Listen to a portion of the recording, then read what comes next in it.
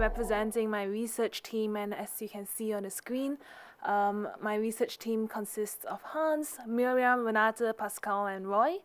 And I will be talking about the design of one of our studies today with a focus on the effects of standing tutorials on learning.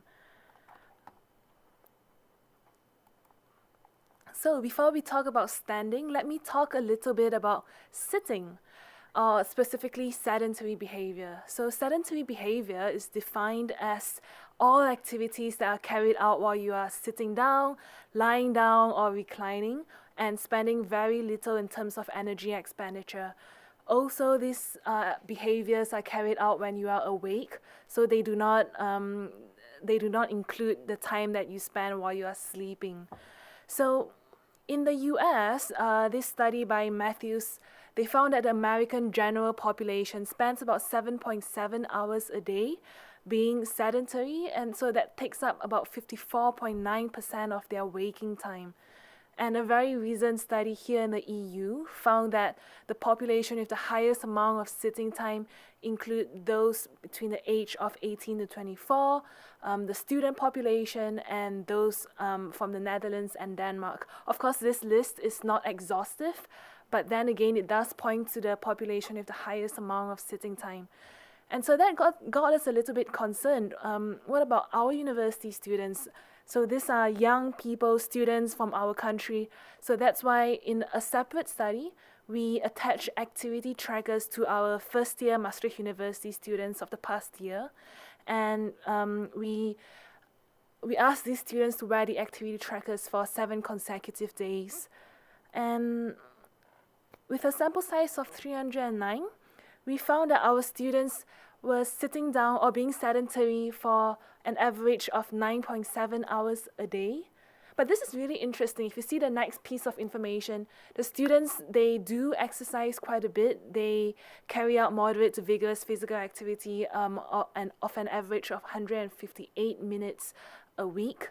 And that is that's compliant to the WHO recommendations. So the WHO recommends 150 minutes a week, and our students actually do a little bit over that, 158 minutes. So they are exercising, but then again, outside of the gym, outside of their exercise routines, they are still leading quite sedentary lifestyles. So our concern is that because we know from literature itself that having excessive sedentary or excessive sitting time is associated with all sorts of other health risks. For example, an increased risk of metabolic syndrome, cardiovascular diseases, diabetes, high blood pressure. It also affects your mental health. It's associated with an increased risk of anxiety, depression, stress, and so on. And so that's why that got us a little bit concerned. And if you know that there is a kind of a trend of introducing standing desks to education worldwide, but we don't really know whether it's a hype, whether it's a trend, whether it's actually something that's conducive to learning. And therefore, in our present study, we tried to introduce standing desks to our tutorials here at Maastricht University. And we wanted to find out the effects of standing tutorials, of introducing these standing tutorials to learning at Maastricht University. This was actually a real tutorial that was carried out at the Maastricht Science program. But one thing that's special to our current study is that the Maastricht University's educational model, the problem-based learning model, would be implemented within our study. So in April to June of this year, we went to period 4 of the Biomedical Science Bachelor program. This lasted across 9 weeks. What we did was we recruited 8 tutorial groups with 12 students in each tutorial group. So 4 tutorial groups acted as a control while they were sitting down in the traditional tutorial, and 4 tutorial groups were introduced. We brought in standing desks to 4 tutorials. But it wasn't as simple as that. Let me dive into more detail. So if you see the first row, that's the regular tutorial. Indeed, 4 tutorial groups were sitting throughout the 9 weeks, 4 were standing, And the second row, the testing phase, that's where we measured the students' learning, where we gave them various tests to measure their learning. So you can see, if you look at the last column, for groups 4 and 8, they were standing throughout the 9 weeks during their tutorials. But during the testing phase where we measured their learnings, we asked the students to sit down in order to test for any carryover effects. Perhaps if you were standing across 9 weeks, but you go for your exam sitting down, would there be any carryover effects? And then if you look at the third column, groups 3 and 7, they were sitting throughout the 9 weeks, and when we gave them tests to measure their learning, we asked them to stand up to see whether there were any acute effects of standing. How we measured learning, this is one way that we measured learning, because discussions, student tutorial discussions, are such an integral part of the problem-based learning educational model. So we audio recorded the students' discussions. What we were trying to find out, we were trying to measure for their learning-oriented interactions which are conducive to their learning. There are 3 types of learning-oriented interactions.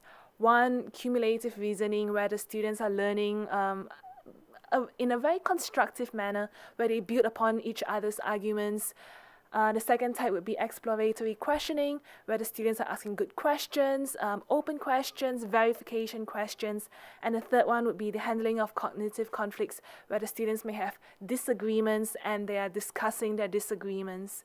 So we audio recorded the tutorial discussions, and what we plan to do is carry out thematic and text analysis on these transcriptions. The other way that we measured learning would be through the academic content. We wanted to find out how much the students have learned in terms of their academic content. And in a meta-analysis of PBL assessments, this particular meta-analysis study found that if you want to properly measure the students' learning, you need to not only measure how well the students understand individual academic concepts, but how well they link one concept to another as well. And therefore, we used concept tests to measure the students' learning. And this concept test consists of a free recall component and a concept map. So the free recall, we ask students to list out all the concepts that you know about a particular topic, and then the concept map would be to link these individual concepts in a systematic way. And also what we did was we collected the final exam grades of the students in order to compare them between the sitting and the standing tutorials. So to give a brief reminder of our PBL structure, just a very brief one, we know that the students are introduced to a new topic in their pre-discussion, and then the students, they discuss about the topic, they find out what they know, what they don't know, they formulate their learning goals, and then they go back home for a self-studying phase, to which they come back in the next tutorial in the post-discussion to discuss their findings. So in terms of audio recording, it's quite simple. We audio recorded both their pre-discussion and the post-discussion. Let me talk a little bit about the concept test. We wanted to measure the students' prior knowledge to see what their baseline understanding of the topic is. So we had to give them a pre-test before the pre-discussion, and then after that we had to measure what the students have learned after each discussion. So we gave them a post-test after the pre-discussion, a second post-test after the post-discussion, and a final post-test 2 weeks after the post-discussion, to give them sort of a surprise test to see what they have retained after 2 weeks of not touching on the topic. So this is another way of showing how we measured the learning, how we tested the students' learning. A pre-test before their regular tutorials, audio recording during the regular tutorials, and the post-test after the tutorials. So this was our actual schedule in April to May. Visit 1.1, that would be the first pre-test. Visit 1.2, that would be the pre-discussion where the students are introduced to the topic. Visit 1.3, the post-discussion, and then the surprise post-discussion 2 weeks after in visit 1.4. If you see, May 1st, we did give them activity monitoring as well, because so what we did was we gave the students activity trackers to wear for 7 consecutive days again. This was because we wanted to see we wanted to make sure that let's say if we introduce students to the standing tutorials, we don't want students to go back home and be more sedentary just because they were standing in the morning, and we don't want them to compensate for that standing behavior for more sitting when they're at home. So we wanted to make sure that there are no negative consequences from our intervention. So that's why we also gave them some activity monitoring roughly 1 month after introducing this intervention. In May to June, we had the same schedule as well that was similar to the schedule in April to May. So right now, we are still in the midst of analyzing our data, so we don't really have that much results to show, but I can give you a little sneak peek into some preliminary results. Before we go into the results, I forgot to mention there are other measures that we took as well. Other than the activity monitoring, we asked the students about their demographical information. We gave them a questionnaire for search preparing and reporting to find out how they self-studied at home. We gave the students a questionnaire on positive and negative affect to find out how the students were feeling throughout the 9 weeks, whether they felt positively or negatively about it. We also took attendance. We also asked the tutors to rate how well the discussions were in the tutorials. So we gave the tutors a questionnaire as well.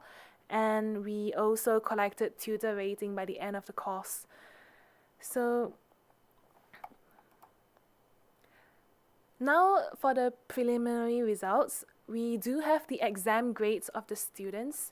And what I can say now is that the students in the standing tutorials perform just as well as students in the sitting tutorials.